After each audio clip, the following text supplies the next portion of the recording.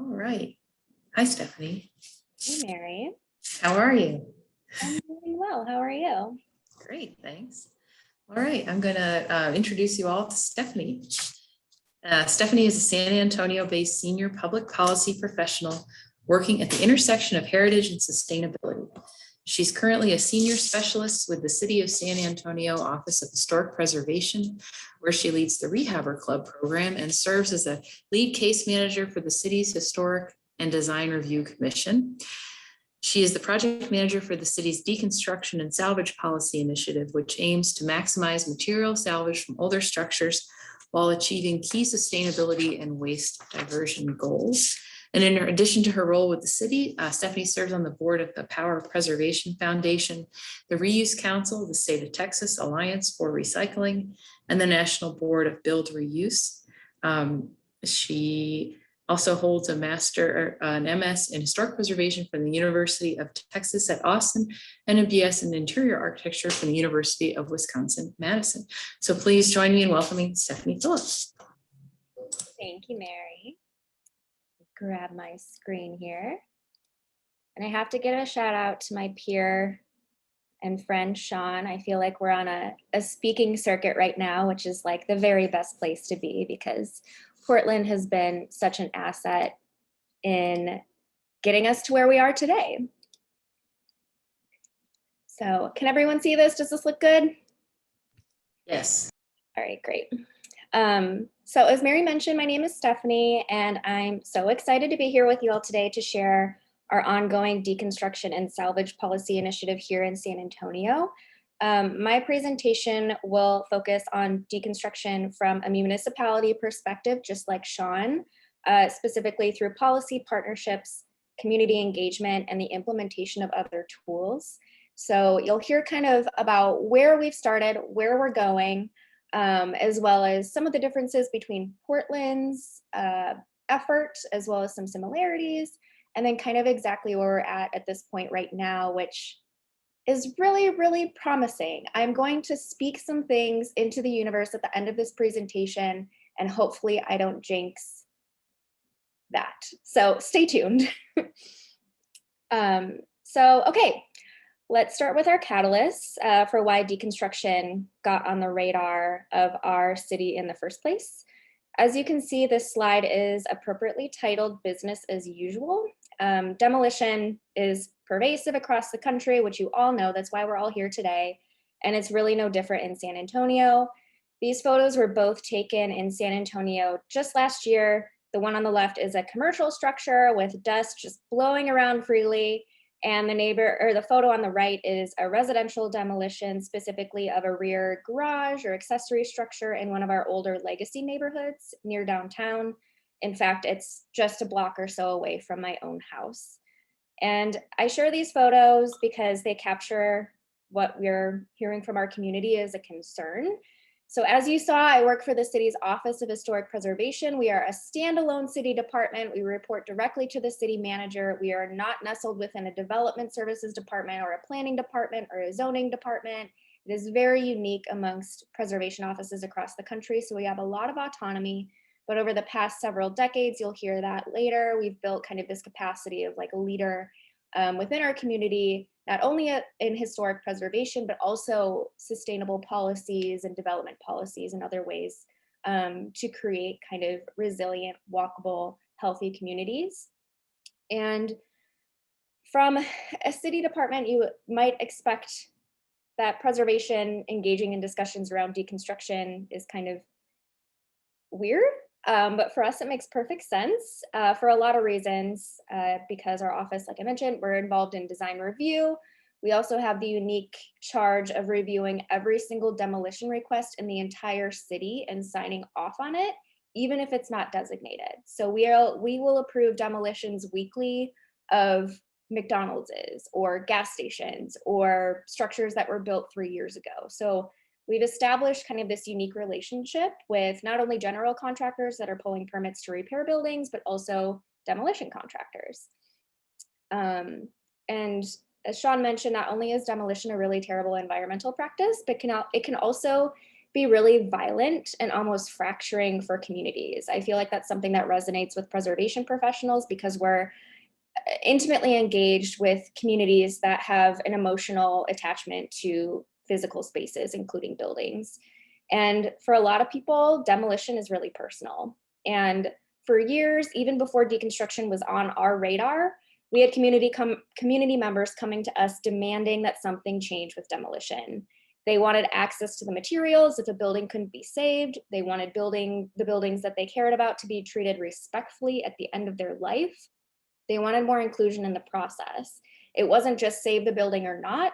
We were starting to engage in kind of these interstitial conversations about what might happen between preservation and demolition. So these are all big things we've been engaging with for years.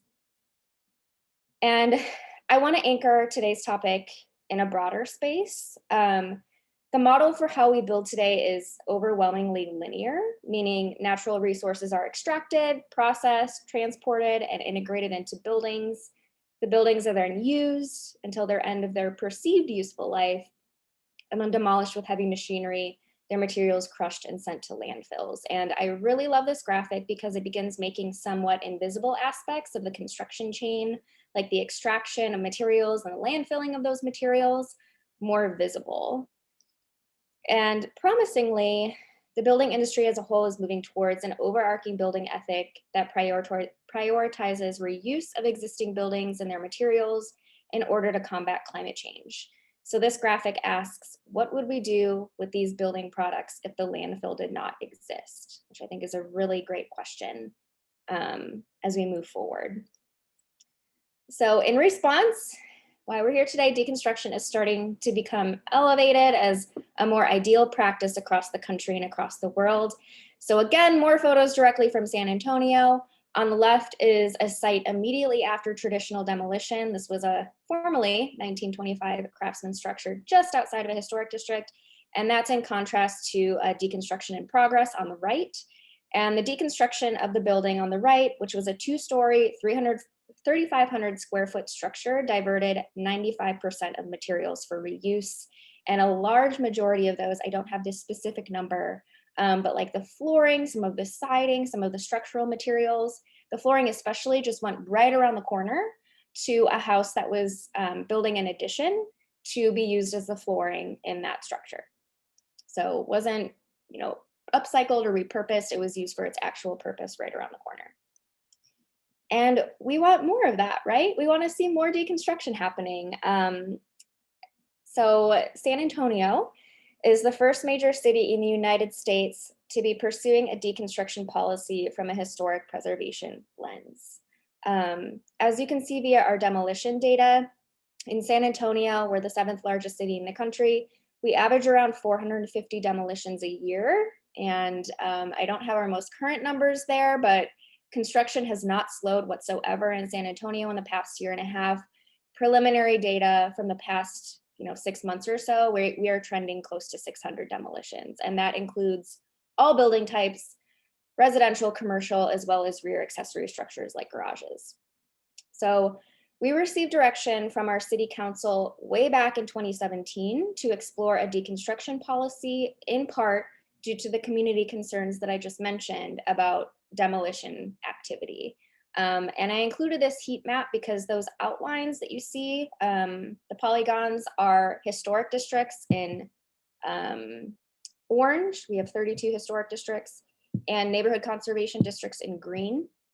And particularly in this area, this is our historic west side, which was historic west side and historic east side. If you overlaid a red line map over these areas, these were the areas that were marked as hazardous. So there's been systemic disinvestment by the city and other, overarching entities for the past several decades that continues today. So this is really, really important for us to begin to rectify some of these disparities that these communities are not immune to through deconstruction policy. And I'll elaborate on that in just a second.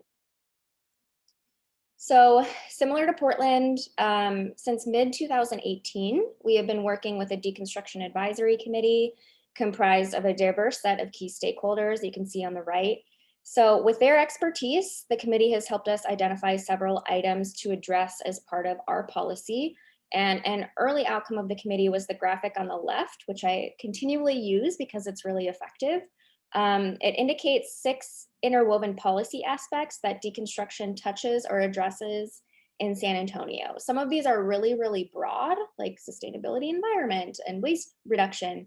But these are the ones that our committee helped work through to say, you know, these are priorities for San Antonio. All of these make sense for concurrent initiatives that we're pursuing, and we want these to be the guiding priorities for whatever our policy looks like.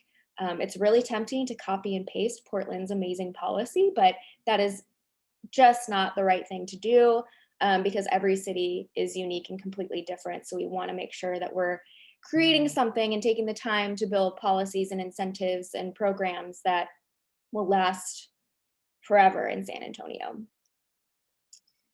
Now, as a preservation entity, it was really, really important for us from the beginning to convey that our initiative was not about if a building comes down, but rather how a building comes down. Meaning deconstruction is not a preservation alternative, it is a demolition alternative, period. If someone wants to deconstruct a building, that's great, but if you need to preserve it, you're gonna preserve it first. And by leading with this message, we've actually cultivated a broad level of support from our local preservation community. They're on board, they get it. They're the ones that have been engaged in the past few years about kind of that interstitial space that I mentioned about, you know, if we understand that buildings have to come down, but we do not understand why they have to come down via demolition. There's another way to do it. So we also have been emphasizing that deconstruction isn't new. It was the most common building removal method before World War II, and after World War II, we started the uptick in urban renewal, highways, you know, massive wrecking balls and bulldozers that kind of pepper our streetscapes today. And these images on the screen are from the newspaper archives in San Antonio. And they tell the story about how the same granite columns from the post office on the left here were used in the restoration of a similarly aged building on the famous San Antonio River Walk. So this post office was deconstructed in the 1930s. Its replacement is also just across the street from the Alamo. The Alamo is probably right here. So these columns were used to grant it new life, which I love the pun. The pun is so good. But what's important here is how we're using traditional historic preservation research methods, you know, newspaper archives, to demonstrate that deconstruction used to be common and isn't impossible to do again, at least conceptually. And this also demonstrates the connection between deconstruction and best practices in repairing, restoring, or rehabilitating historic buildings. This is something I'm going to hit on again later in the presentation. You know, we should be using materials that are truly in kind and of the same era. And this is a really good example of how that was done back in the 30s and 40s. So one of our first steps early on in our initiative to start advancing deconstruction was to focus on training a workforce. So we have a pool of contractors available to perform the work for our residents. We identified very early on through that committee that we kind of have a dearth of deconstruction contractors. We have a lot of demolition contractors. We have a lot of general contractors. We only had a select few contractors that were actively dismantling buildings, either partially or fully. So in 2019, we partnered with the National Park Service to conduct a 3-day deconstruction contractor training on their property, where 10 contractors learned how to effectively deconstruct a 1930s home, which is pictured on the screen. And this was a great partnership with the Park Service because they used a lot of the materials that came out of the building to store at their boneyard, or their version of a building material warehouse, essentially, to help repair other structures in their portfolio. And that includes the world famous San Antonio missions. Those are owned by the National Park Service. So this was a great partnership, something that we, you know, definitely want to do again. And in November 2020, just last year, we actually conducted our second deconstruction contractor training, this time on City of San Antonio Parks and Recreation property, similarly aged building. And I know this question came up in Sean's presentation about, who's training, what is the training we used, and we did something similar to Sean where we contracted with a national deconstruction company that offers training, and basically just did a professional services agreement for them to come out and do a 3-day contractor training. And I'm happy to answer any questions on that as we go on. So we always mention this, deconstruction by nature, since it's using humans instead of machines. Right now, the national average for jobs created by deconstruction versus demolition is 6-1. And I love this graphic at the bottom, created by the Delta Institute, which is a Chicago-based nonprofit that does a lot of research and reporting on deconstruction, especially in the Midwest. Deconstruction isn't just creating jobs and taking the building down, but it also includes jobs in warehousing and retail, like selling the materials at a storefront, value-added manufacturing jobs that refers to some of the things that Sean mentioned about turning, salvage materials into furniture or decorative items, jobs, training, and skill building. And then, of course, all of these kind of externalities. I like to use the economic term externalities, which is effects that society born at large, like, the benefits of reduced landfill dust, waste, all of those things. So it's a great thing to mention when we're trying to advocate for this locally.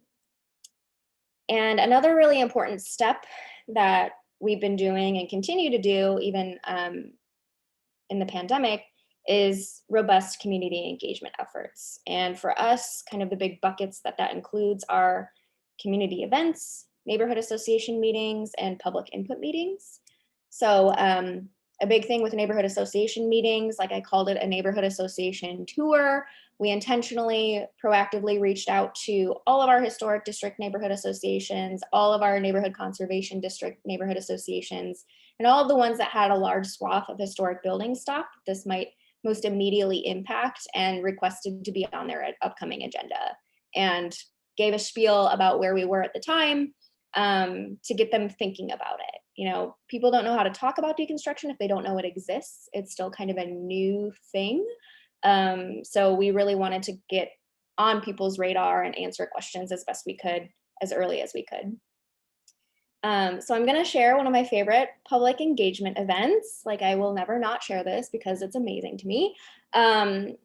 So what's pictured on the screen are photos from a free event in Hemisphere, which is one of San Antonio's foremost civic parks.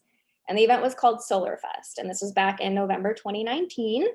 Solarfest is an event organized by our local green building nonprofit, which focuses on organizations, businesses, and products in the building sustainability arena. And we were invited to participate. And part of the reason we were invited is because this Green Building Authority is on our Deconstruction Advisory Committee. So they know that we're engaged in this space. And our office chose to focus our booth on our deconstruction initiative. So we weren't talking about our regulatory tools. We weren't talking about landmark designation. We were talking about deconstruction and material reuse. And because the event was a few weeks before Thanksgiving, a small team of us in our office decided to craft a turkey from salvage materials. You can see her on the left. Her name was Sally. We dedicated the rest of the booth to the upcycling or reuse, like transformation, of small reclaimed wood pieces into holiday ornaments, which was super popular with the kids. Our booth was packed the whole day. And the very best part, we somehow managed to convince our mayor to sign a fake proclamation pardoning Sally the salvage turkey from the landfill. This is like a professional highlight for me, and it always will be. It's just amazing. She was also pardoned from the landfill, like in person in the event. We got everyone that was there to hear the mayor read this proclamation and pardon her from the landfill. And this may seem like a really silly publicity stunt, but the proclamation, as you can see on the screen, includes a lot of really amazing language about our office's leadership and sustainability and the importance of our work. So this day elevated our reuse work to a whole new audience and really reaffirmed our place in what is normally a solid waste space. Now, I'm going to back up just a bit even before a deconstruction policy was on the radar of local policymakers, our office created what I consider to be a really critical foundation for reuse by establishing programs that offer hands-on repair education and training. I think this is really important. We believe that this kind of training is truly a foundation for reuse by creating a circular economy for building materials, because we're teaching people how to repair buildings. And I love the graphic on the top right because it illustrates this concept so clearly. The illustration shows food waste, but I think this can be easily translated to building materials and dumpsters instead of trash cans. The more buildings that you repair, the more buildings that you deconstruct and reuse, the less trash you're going to have. Pretty simple. And for me, something that I'm starting to continually say is historic preservation is waste prevention, period. Like, it is the pinnacle of waste prevention in the building sector. And I keep repeating that because part of now my life's mission is to really align the historic preservation field with circular economy, with sustainability, with waste management, instead of siloing ourselves continually in kind of this gated space of deciding what to preserve and not preserve. So I think repairing buildings and offering these trainings is one way to do that. So these are some examples of the hands-on repair programming that we offer. The Rehabber Club program was established in 2016, and it's kind of our community trades workshop arm of our office. So we organize wood window workshop trainings, that's pictured on the left, that community members or budding contractors can attend if they want to learn more about how to repair their windows. Super popular. STAR and Rehabber are more focused on large-scale community events. So we are partnering with our Neighborhood and Housing Services Department to bring architecture students from UT San Antonio and San Antonio College, as well as contractors, to go and repair the exterior of buildings over the course of a weekend, or in the case of Rehabber, we are fixing up 20 houses in one day. So to us, like, we've continually started to integrate, like, this is actually a concept of the circular economy. We're repairing things, we're keeping things out of the landfill. So kind of emphasizing that intersection. And a priority for us moving forward is to utilize as many existing materials as possible to repair and restore existing buildings, to demonstrate the concept of historic building material reuse in practice. So I know a question in the last session was, how much material is actually used for the same purpose, like how much siding is being used to patch siding on a historic house. That kind of, connection is actually a major priority for how we structure our ordinance in the future, and any sort of policies that we do is to have that be the priority. So we see deconstruction and reuse as an essential preservation trade. It's in the same bucket. Another important foundational element and a concurrent effort of the city of San Antonio is to address the affordable housing crisis. This is very real in San Antonio, and our office commissioned a study in 2019 that found that older buildings disproportionately provide affordable housing in San Antonio, but they are also disproportionately vulnerable to demolition, largely because of deferred maintenance issues, incompatible repairs, or code issues. From an affordability standpoint, the more materials that we are capturing instead of landfilling, the more options we have for access to those quality building materials to repair older structures. Deconstruction can also increase access to used appliances like water heaters, air conditioning units, light fixtures, hardware, and more, which are often sold at a discount relative to new products. So, like, you might be able to see, I have some shiplap behind me. This is real shiplap, not fake shiplap. I live in a 1925 craftsman structure. And an example of, using in-kind material, like, if I have to replace siding on my house, I know in traditional wisdom that I want something that came from a building of my era. I don't want to go to Home Depot and use off-the-shelf lumber to repair it, because I know that's not going to be a long-term solution and might create more problems in the long term. So that is truly something that contributes. We've seen this in the field, we've seen this in practice, to accelerated deferred maintenance that ultimately contributes to demolition. There's a lot of factors, but that is definitely one of them. So we see building up this local stock of existing building materials from houses like mine, if they do need to come down, as integral to sustaining other buildings. And another concurrent policy is our climate action plan. So we worked with our Office of Sustainability to explicitly include deconstruction as a policy goal. And this is really important for us because we have a long range plan. This is a 2050 plan to point to reinforce why deconstruction needs to be explored as like a city mandate or a city program. So even though we're aligning with existing city policies as best we can, there are definitely still policy barriers to material reuse that are codified in our development practice. And I'm not going to read through this. You can look at the bolded part, but some of these may resonate with your work locally in your own communities. They include property maintenance codes and building codes for new construction. And this is an example of one of those barriers, right? Even though I had mentioned this already, even though traditional wisdom says that older building materials are more durable and have higher reuse potential, a lot of existing building codes, or not necessarily codes, but just the way that inspectors and permit writers are trained, they just focus on new materials, right? A lot of reclaimed lumber doesn't necessarily have an industry rating, which can make it really difficult to evaluate in codes and calculations. So this is a barrier that we are looking to address in San Antonio, including by exploring ways to address our local building codes and policies to make it way easier to reuse reclaimed materials. So on the right-hand side, you have some things that we are actively working on right now. Evaluation of local codes, a salvage to ADU policy, which is really exciting to me, where we're kind of looking at building a kit of parts of what salvage materials might go into like a small ADU structure, which is a city priority, more accessory dwelling units.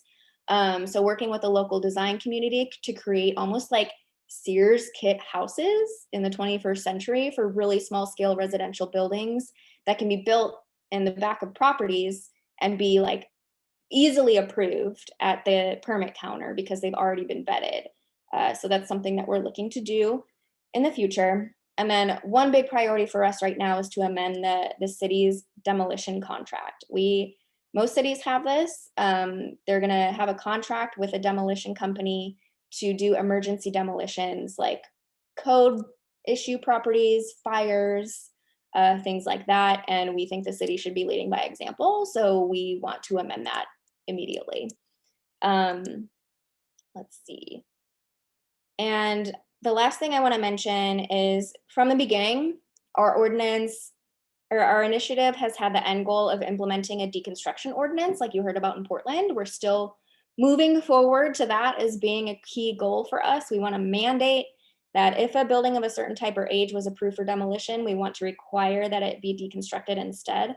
However, once COVID hit, our city council basically put a pause on all new development policies. Like we're still in that period where we're not, amending codes at a mass scale yet.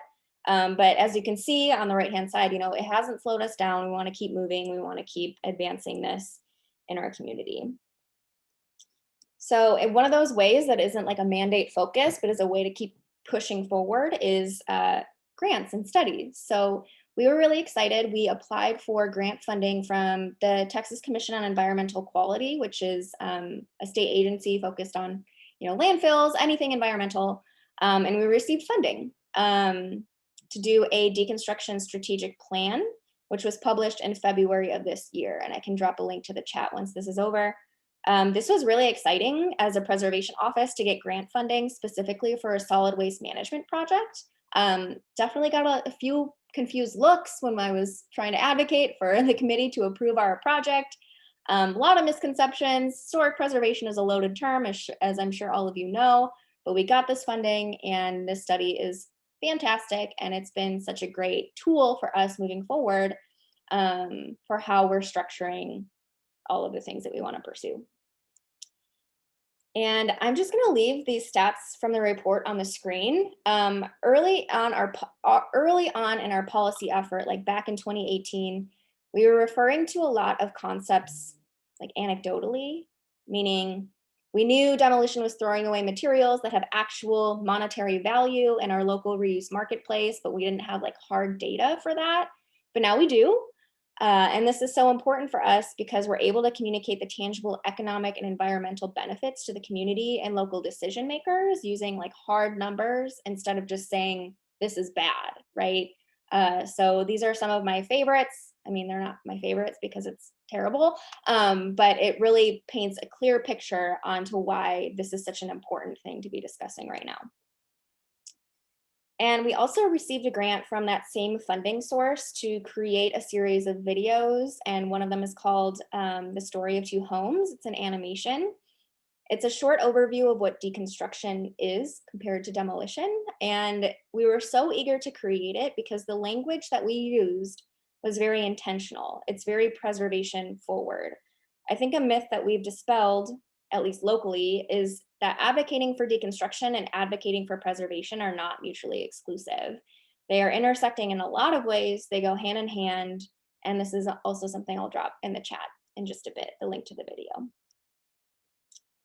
So we believe that deconstruction and preservation are rooted basically in the same value system of stewardship and reuse. So we've been using this analogy routinely.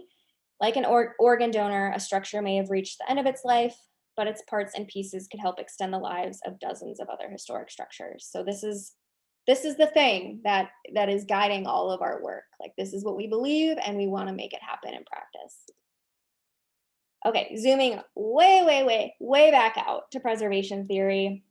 This is an overgeneralization of the preservation field in America. Since its formal inception in about the 60s, our federal policies, incentives, resources, laws, programs largely include two outcomes, right? Preservation, saving a whole building, and loss or demolition. And this results in kind of a very binary field where you have an outcome to be avoided, demolition, and an outcome to be defined as a success, which is usually the preservation of a whole building. And again, this is an overgeneralization, but it's kind of an overarching ideology that's kind of embedded at the root of our practice. So this is the interstitial space that we're occupying that I think is extremely critical to climate action and sustainability and waste management. And this is a space that we believe the preservation field needs to engage in more in order to better align with climate policies. So we strongly believe that heritage professionals can and should be leaders in the architecture and construction industries transition to a more circular building ethic, or one that's more focused on reuse instead of demolishing. And in addition to our local policy effort, our broad mission is to equip preservation professionals at large with the knowledge and resources to incorporate these kind of ideologies into their own work and to expedite policy changes that result in the recapture and reuse of more building materials. We sometimes feel that we're innovating kind of in a little bubble because we don't have any like preservation entities to look to on how to do something like this. So we want to be the example, the leaders, the resource bank, similar to how Sean has been helping every single city across the country. We want to be that for the preservation field. And I think it's really important, like that's a thing that I've learned, is that, you know, I have a mission of being the only preservationist in the room. Like I want to be able to be in these spaces and in these conversations to be able to imbue the important work that our field does, because we do carry an immense amount of knowledge when it comes to conditions of buildings, quality of building materials, reusability, construction methods, and you know, this is a way to do that. So if you haven't heard of May Boley, you need to hear of her. She is my hero. She is the executive director of Repurpose Savannah, which is a deconstruction nonprofit in Savannah. I refer to them as the woman-led leaders in preservation-based deconstruction because they truly are. Their website is amazing. They do documentation, like traditional preservation documentation methods of every building they take down. They do Sanborn map research, newspaper research. They take photos. Right now they've used imaging, laser scanning of a complete interior of a building to capture all of that before it's dismantled. And they have an online library of all of the buildings they take down, which is something that I think that is a mitigation effort that should be integrated into preservation practice, period. HABS drawings are great, big, large format photos are great, but deconstruction, as you're starting to peel back the layers of a building from the interior as well, you're learning so much about how a building developed over time. You're learning about construction methods, you're learning about material culture. One example here locally, I had mentioned that we did the deconstruction training at the National Park Service property. When we deconstructed that building, we realized that there was a basement in that structure. Y'all are probably like, yeah, whatever, it's a basement. We don't have basements in San Antonio, usually. It's very unusual. I'm originally from Wisconsin, so it's still very weird to not have basements here.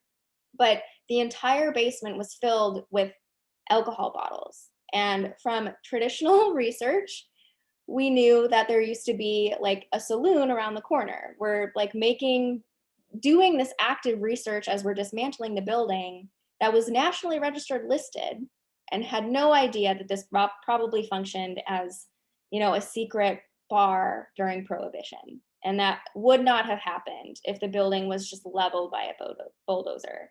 So I love this quote. If we do not acknowledge that loss happens, how can we do better? I think something that frustrates me about our field is that we tend to pretend that loss isn't an option. Demolition can't be happening. And if it does happen, we need to pick ourselves up and move on. There's so much other things that we can be doing to, save what we can instead of sending it all to a landfill. So this is where we're at. These are our current refined, more defined program priorities. We still, like I mentioned, we still have a vision of adopting a deconstruction ordinance probably within the next 6 to 8 months, but we are continuing to move forward with aligning with affordable housing repair and production, increasing our local pool of craftspeople through workforce development, advancing the circular economy for building materials, and growing local industries in reuse. Now, I want to conclude with a big message of hope and ambition.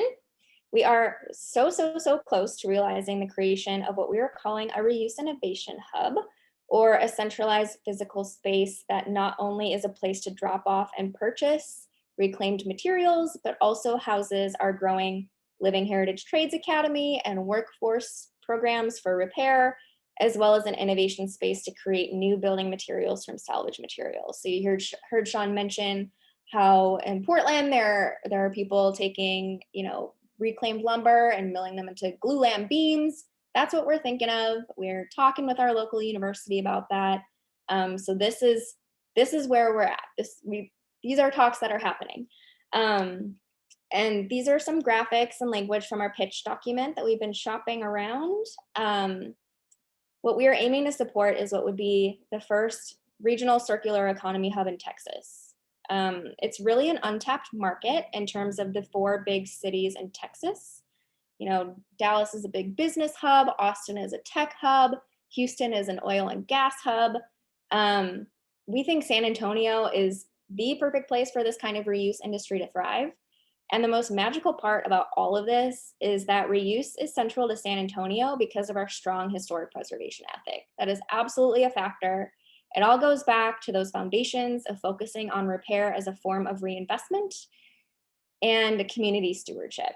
So I think this is a logical next step for our city, and we're getting buy-in all over the place. And what's key here is that, I mentioned we started organizing advisory committees in 2018. Sometimes people look at that and they're like, oh my gosh, that's such a long time to be working on this. And we don't think that's a bad thing. I mean, COVID definitely slowed us down a lot, but I think that time and patience and conversations and strategic studies like our strategic plan and community engagement have gotten us here, right? We've identified partners to help make this happen. We're extending beyond traditional preservation boundaries. We're expanding our idea of what preservation can and should be. And as an example, we got a commitment from the director of the City of San Antonio Solid Waste Department to submit one large grant ask from the Texas Commission on Environmental Quality to support this reuse center, which means that they are planning to forego their normal asks for that same funding. They're like, yes, this makes sense. We need to be doing this with you. We will, forego our funding and we will put it towards this. So that's just an example of turning tides and people committing to the vision. And even this is, I like can't process this because it's so exciting. Because we talk about this, because we're mentioning it, because we're creating videos and engaging with citizens, we got word that there may be a budget amendment in the next budget, which takes into effect in October, and to support this work in the level of the millions. Like I can't even believe we're talking about this, but this is a result of just constant being in people's faces about the importance of this and getting communities to say, yeah, this makes sense. Why aren't we doing this? The city needs to be doing this. So fingers crossed that we have good news in the next few weeks. And finally, I love this quote. Another great example of promising things. The Pritzker Prize is the pinnacle prize for architecture, and it was awarded to a firm that focuses on reuse of buildings instead of brand new buildings. So this is kind of a mantra for the 21st century. It kind of makes that clear connection to our field's contributions to climate change mitigation, to connect our work to zero waste and circular economy efforts. So putting an end to the commonplace, rewarded, often subsidized practice of landfilling buildings and materials is truly a mission that aligns with all of these goals. So, okay, that's all. Thank you. Wow, thank you, Stephanie. That was really incredible. You should be so proud of all this work. I don't think 2018 is that long ago. In the scheme of things, I think it's really an amazing amount of work that you've all done. And you just like one of those things would be exciting and wonderful, but all of them is really spectacular. I especially, housing is it is our number one problem on Nantucket. I love the idea of the salvage to accessory dwelling unit. Earlier in the morning, we were talking about just the fact that like the cost of building materials out here is so high that even people who want to do their own repairs are stymied by that. And I think you're, absolutely right that one of their preservation can be such a binary. Something is significant or contributing, or it's not, or it should be saved or it should be let go. And realizing that a house may meet the end of its life cycle and get to go on and become something new is, I think, a perception shift. But climate change is forcing us to encounter all of these perception shifts. Out here, we're lifting houses 6 to 9 feet up in the air. Mm-hmm. So if we're going to do that, why not do this? And wow, yeah. Sean says, Stephanie is a powerhouse. That is an understatement. Wow. Do you sleep? When do you sleep? That's a great question. Also something preservationists can relate to. It's like, we're so passionate about what we're doing that we're just always thinking about it, but it's fun when you're making an impact. So. Yeah, I was also struck by what you said about demolition being personal. And I think about how many times, you see a house come down, a house that maybe you've never even been in, but the idea that suddenly something that you relied on being there is gone. Mm-hmm. Jarring that can be for a community and an individual. So if anybody has any questions or comments, please put them in the chat. I wonder, what was the process of working with Place Economics like? Oh, it was great. They were the ones that produced our Opportunity at Risk, the affordable housing study. We worked with them so much in the past, and they actually were not our first choice to do the deconstruction study. We wanted to work with Delta Institute. I mentioned them. They created that great little graphic on workforce in Chicago, but the pandemic really minimize that because we wouldn't be able to fly them in to, learn about San Antonio and meet with our stakeholders, whereas Place Economics has such a good understanding of San Antonio. And they were also kind of on the fence of taking on the project because they are not deconstruction experts. So there was a learning curve for them. So it was very much like a symbiotic relationship, and I have to give such a big shout out to Bree Grosicki. She's no longer with Place Economics, but she really did a lot of convincing to say, this is really important, let's do it. And at the end of, you know, our experience, we both said this was great. And now, you know, they're also experts in deconstruction, which is helpful for our field. So it was great. It was awesome. Absolutely. Gives us a lot to think about as we start to look at what sort of feasibility studies we might be tackling next here on Nantucket. Okay, just give it another minute. Let me look at my notes.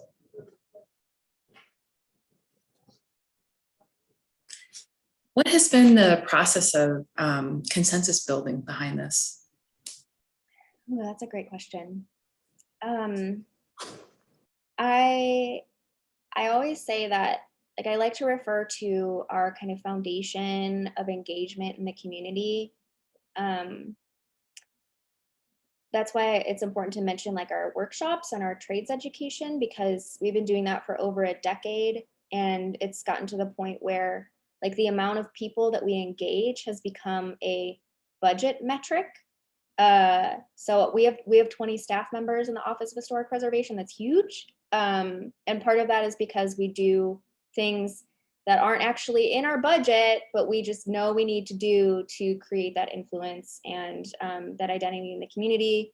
So that really laid the groundwork for building consensus in the preservation space. I think something that's also really important in San Antonio is that we have a very, very strong preservation ordinance.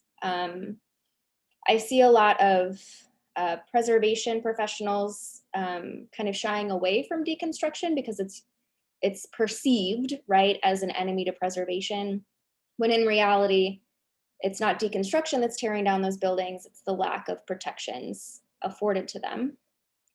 So by having that strong foundation, very early on, we were able to dispel myths that we would be using deconstruction as a preservation alternative, and our community was like, yes, we get that. Every community is unique, but that's been important to us. And starting with a deconstruction advisory committee that had kind of that breadth of representation was really important. We intentionally invited what we knew would be adversaries, developers, demolition contractors to the table. Something amazing that's happened in the past few weeks as well is the largest demolition company in San Antonio has come to us saying, we want to do more deconstruction. Like, we're going to scale up our wing. Like, this is going to be something we're going to take on. And that's just because they were at the table, because we've consistently exposed it to them. And yeah, I would say that our developers are still a little wary. I know Sean mentioned that. It's an inherent thing because it's usually more costly and time consuming, but when you have the level of support from all of the other spaces, it becomes really difficult to refute the importance of it. So that's why we did that neighborhood association tour, you know, did all this community engagement stuff. I think that's been really key to building consensus. Yeah, it makes me think about energy companies that start to diversify and get involved with renewable energy, because you see that that's the way public opinion is going anyway, or that's also what makes more economic sense. Wow. Well, I'm just like sitting here in stunned amazement, listening to all of that exciting work. I think it's the first time I felt optimistic about where we are in a long time. Oh, best compliment. Yeah. We're glad that we can share that. You know, we're not on the woods yet, but everything is promising on like where local things are trending and where the building industry is trending. So I'm just believe so hard that preservation is perfectly positioned to be leaders in this conversation. And so that's really something we're trying to push. Yeah, absolutely. You know, we were thinking out here, Nantucket's entire, you know, the whole island's a National Historic Landmark and a local historic district, and so much of our original settlement moved the harbor silted over and people took down houses and moved them. And I'm sure that some didn't get rebuilt and some got rebuilt in different configurations. So there is that historical thread throughout, which I think is really helpful in getting people to understand. Yeah, that's such a great point. I didn't even mention this, but we've started using the term, which I'm hoping to popularize, circular heritage. And one way that we're looking at doing that in the near future is our office also has like what we call an explorer map, which is a GIS based point map and polygon map where you see like historic districts, things like that. But there's also great points on our legacy businesses, or we started a fun new markers program where people can put a point where there's just like a fun personal story.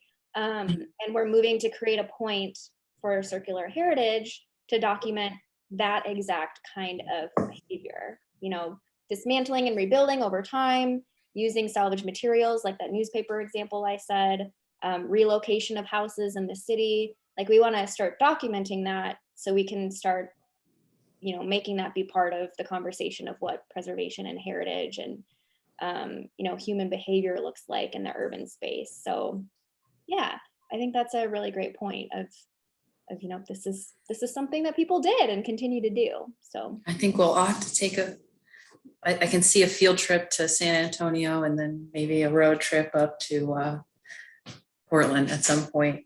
Yeah, somebody says 2 comments. Stephanie is definitely a wow. I needed the positive juju boost. Thank you. And then another comment. I love circular heritage. I also use circular realignment as a term to describe that we are realigning to our future conditions. Yeah, absolutely. You're all welcome anytime. Yes. Well, I think that just about wraps up today. And I know there are a lot of folks who are looking forward to watching the recording of this too, who had other life get in the way, but we're really excited to be able to share these presentations after the fact. And I got a list of about 10 town employees who are going to get this email to them with a note from me. So I just wanted to thank everybody who joined us today and look forward to tomorrow. We will start off with Ben from Historic New England, and then we will spend the rest of the day thinking about a real exciting challenge, solar in local historic districts. So thanks again, everybody, and look forward to talking to you more.